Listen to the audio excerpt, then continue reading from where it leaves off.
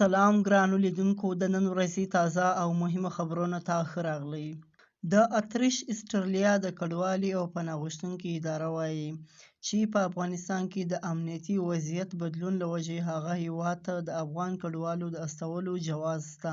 یورونیوز رسنۍ د اګست په 11مه په خبرو کې ویلي دي چې تر جرمني وروسته اتریش هم ویلي دي چې د جرمونو سابقه لرونکي افغانانو خپل هیواد ته د لیږدولو نیت لري.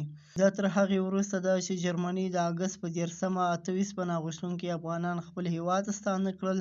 د جرمني د کورنیو چارو وزارت په هغه ورځ په بیان کې وویل چې هغه کسان په جرمونو کې ککړ وو.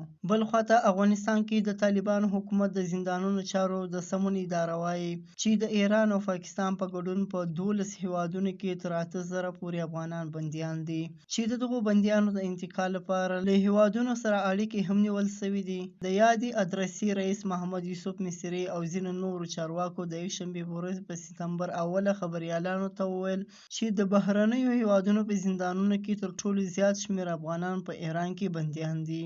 مصري وویل چې د چین په ګډون په نږدې 12 هیوادونو کې یو شمېر افغانان په مختلفو جرمونو کې بندیان دي.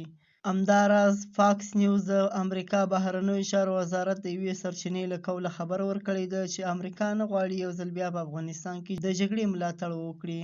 د یادې سرچینې په وینا امریکا په افغانستان کې د طالبانو په ضد د هیڅ وسلوال حرکت ملاتړ نه کوي.